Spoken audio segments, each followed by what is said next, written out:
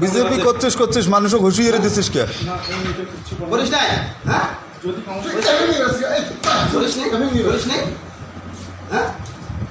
বলিস নাই তো বালিকা তো কারোটা দিচ্ছে আসলে বালিকা 1 বছর 26 সালে পড়াশো বালিকা ঠিক আছে তো কয়েক দিন আজকে ঠিক আছে 26 সালে পড়াশো আসবো কম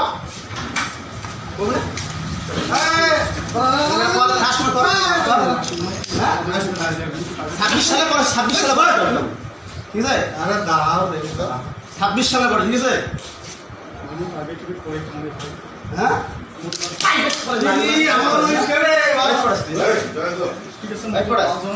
তুই 26 সালে পরে বালিকা আসবি সেটা ঠিক আছে হ্যাঁ কান ধরে কান ধর তুই কান ধর কি মার মারলো রে মোকো মারলো 26 সালে পরে বালিকা আসবি আসবি তুই কর হ্যাঁ 26 সালে কাবিস কে ফোকাস তো এমনি হচ্ছে সে কাপার শিখতো আগে মনে ছিল একটা গুটি ফুটে পড়ে না যাবে আগে মনে শোন আগে মনে ছিল না তো তুই এই যে হ্যান্ডিক্যাপ ভাতা পাইছ না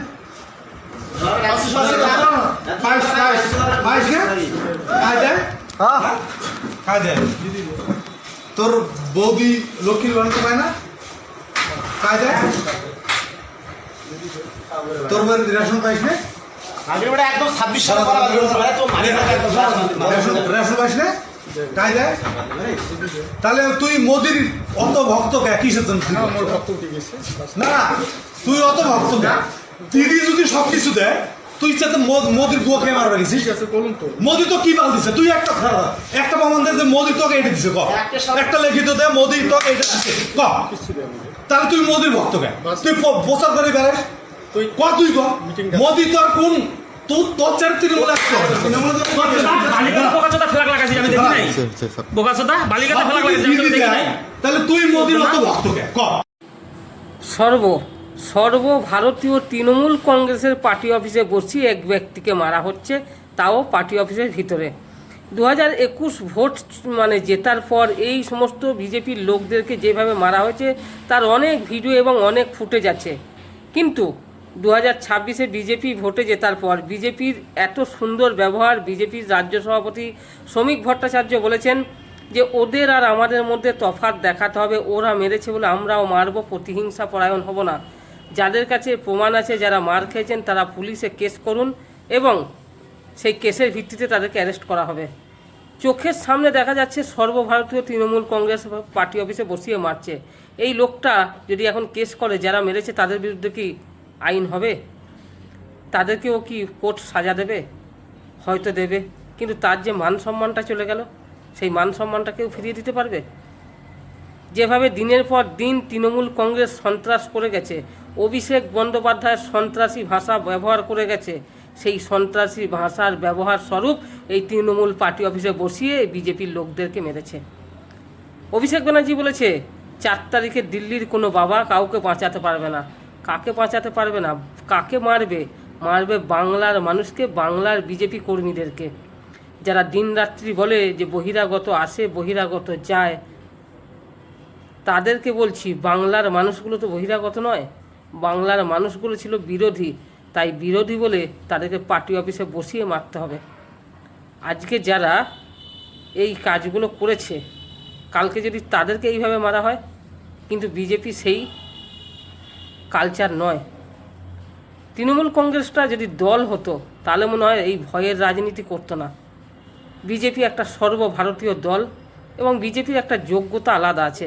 বিজেপির শিষ্টাচার, বিজেপির কালচার, বিজেপির শিক্ষাগত যোগ্যতা লোক অনেক বেশি আছে এবং বিজেপির শিক্ষাগত যোগ্যতা থাকার জন্য বিজেপি বাংলায় এমন একজন মুখ্যমন্ত্রীকে বসিয়েছে, তার নাম হচ্ছে যা royal Bengal tiger captain Suvendu Adhikari. আর এই ক্যাপ্টেন শুভেন্দু অধিকারী পশ্চিমবঙ্গকে কদিনের মধ্যে এসেই এমন ঠান্ডা করে দিয়েছে যে শুভেন্দুর পুলিশ নয়, এখন বলা হচ্ছে পশ্চিমবঙ্গের পুলিশ। যারা আমার ভিডিও দেখেছেন, রাস্তার ধারে দেখেছেন, আমি ছাদ থেকে যখন ভিডিও বানাই, আমাদের রাস্তার সামনে এখন পুলিশকে দেখে যারা হেলমেট পরেনি তারা পিছিয়ে পালিয়ে যাচ্ছে, সামনে দিয়ে যাওয়ার সাহস নেই হেলমেট না থাকলে। হেলমেট ছাড়া লোকাল লোক যারা বলতো যে এই তো বাড়ির সামনে একটু মার্কেটে যাব ঘুরে আসবো, তারা পর্যন্ত আজকে হেলমেটটা সঙ্গে করে নিয়ে যাচ্ছে। এই যে মানুষ একটা অটোমেটিক্যালি একটা ভয় নয়, এটা একটা আইন এনেছে এবং পুলিশকে পুরো ছুট দিয়ে দিয়েছে, তোমরা প্রশাসন তোমরা তোমাদের মতো কাজ করো। বিজেপি প্রশাসনকে কন্ট্রোল করেনি, বিজেপি প্রশাসনকে প্রশাসনের দায়িত্ব ছেড়ে দিয়েছে।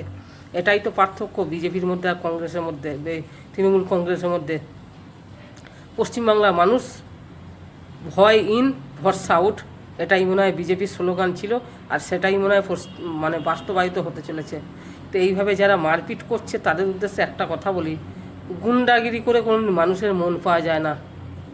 তা এটার যদি বিজেপির ক্ষেত্রেও হয়, বিজেপিও কিন্তু আস্তে আস্তে মানুষের মন থেকে কিন্তু উঠে যেতে পারে, কিন্তু বিজেপি এরকম কালচার নয়।